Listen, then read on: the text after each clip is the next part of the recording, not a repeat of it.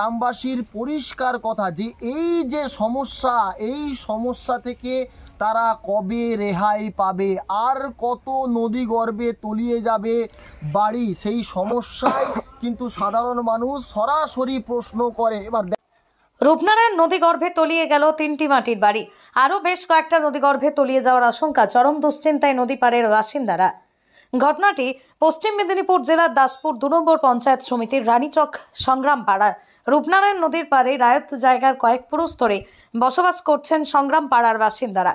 সংগ্রাম পাড়ায় 10 বাড়ি, তার মধ্যেই 3টি বাড়ি নদীগর্ভে তলিয়ে গিয়েছে।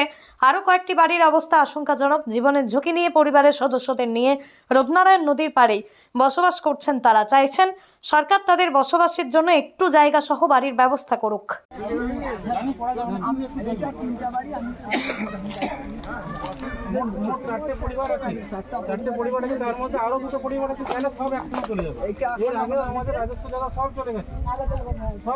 কিন্তু তখন সবাই দেখেছে এখানে যে 3 জনের বাড়ি গেছে, তত কি 4 জনের। একজনের নাম আমি বলেছি, সত্যপ্রসাদ সংগ্রাম, চিত্তরঞ্জন সংগ্রাম, অশোক সংগ্রাম, অসিত সংগ্রাম।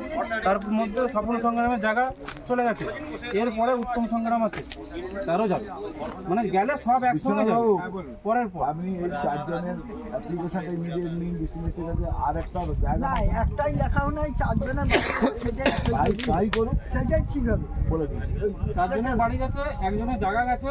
জায়গার বিষয়ে অন্য কোনো সেখানেও বাড়ি ছিল, সেখানেও বাড়ি ছিল, ওইটা বলি নিয়ে এইভাবে বাঁধানোর জন্য একটা আলাদা অ্যাপ্লিকেশন হবে, কারণ সাধারণ টোটাল বাঁধানোর অ্যাপ্লিকেশনটা আলাদা হবে।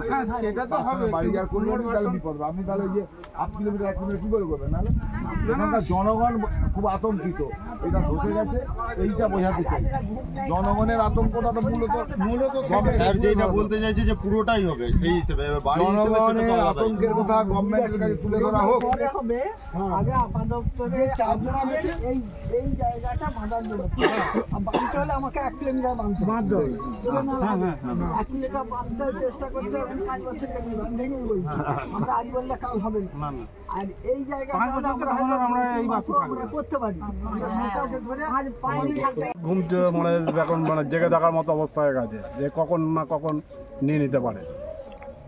3টে বাড়িতে আমাদের একটা স্থায়ী, আমাদেরও ওই দিকটা বেশ কিছুটা জায়গা ফাঁদ নিয়েছে। আমাদের কাছে সরকারের কাছে আবেদন যে আমাদের একটা স্থায়ী কিছু একটা ব্যবস্থা করে দিচ্ছে সরকার। কী নাম আপনার? তুষার সিং। এই বাড়িটা আমাদেরই, এই আমাদের বাড়ির সাথে সাথে আমাদের আরও 3টে কাকার বাড়ি নদীগর্ভে চলে গেছে।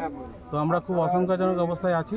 সরকারের কাছে বিনীত অনুরোধ আছে, যদি সরকার একটু সুব্যবস্থা করে আমাদের উপর, যদি একটু জায়গা প্রশাসন থেকে দেয়, তাহলে আমাদের উপর খুবই উপকার হবে। বিধায়ক এসছে তো কী বললেন? বিধায়ক বলেছেন সেটা খতিয়ে দেখবেন, সঙ্গে সঙ্গে তো সব কিছু পাওয়া যায় না, তো সেই ব্যাপারটা থাকছেন কোথায় তাহলে? এখন আমরা আছি একটা মাটির বাড়িতেই আছি, কিন্তু সেসব বাড়িও বেশি দিন স্থায়ী নয়। যেভাবে এই বাড়ির জিনিসপত্র সব নষ্ট হয়ে গেছে, বাড়ির মধ্যে সব কিছুই আছে, সব নষ্ট হয়ে গেছে, বাড়ির ভিতরে ঢোকা যাচ্ছে না। হঠাৎ করে বাড়ির মধ্যে ছিলেন? তখন বাড়ির মধ্যে ছিলাম, কিন্তু আওয়াজ যখন হচ্ছে কটকট করে, তখন বাড়ি থেকে বেরিয়ে যাই, আধা ঘন্টার মধ্যে সব নিচে নেমে যায়, বাড়ি থেকে কিছু বার করতে পারি, সঙ্গে সঙ্গে বাড়ি পড়ে যায়, সঙ্গে সঙ্গে বাড়ি পড়ে যায়। খুব অসুবিধার দিন কাটাচ্ছে, খুব অসুবিধার মধ্যে দিন কাটাচ্ছে। সরকার যদি একটু সুব্যবস্থা করে তাহলে খুব ভালো হয়। আমার নাম হরিহর সংগ্রাম। না, আমরা দেখে খুব দুঃখিত। এটা হয়েছে নদীগত, তো নদীর ধস লাগছে। আমরা অনেক জায়গায় যেমন দুধকুমড়াতেও হয়েছিল, আমরা জানিছি।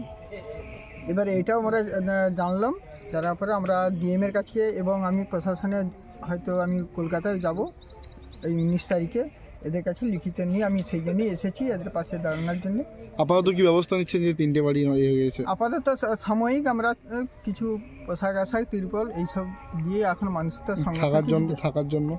থাকার জন্য এখন তো সাময়িক তিরপল, তারপর দেখা যাচ্ছে। সঙ্গে সঙ্গে তো কিছু পাওয়া যায় না, যাই বলি আর বাড়ি করি যেই করি, সেটা আমরা চেষ্টায় ডিএমকে ধরে হয়তো এদের 3টা বাড়ি চেষ্টা করার জন্য আমরা চেষ্টা করছি। পঞ্চায়েত সমিতি, যেখানে পশ্চিমবঙ্গের মধ্যে একমাত্র ব্যতিক্রম পঞ্চায়েত সমিতি, এখনও স্থায়ী সমিতি গঠন করা যায়নি। অনেক বিরোধীরা বলছে তৃণমূলের গোষ্ঠী কন্দলের জন্য। এই নিয়ে পশ্চিম মেদিনীপুর জেলার যে বৈঠক ছিল ও রাজ্যে, সেখানেও সূত্র মারফত জানা যাচ্ছে যে অভিষেক ব্যানার্জি সেখানে কড়াভাবে হুঁশিয়ারি দিয়েছে যে এর স্থায়ী সমাধান করতে হবে। এখনও হয়নি কেন, কি বলবেন?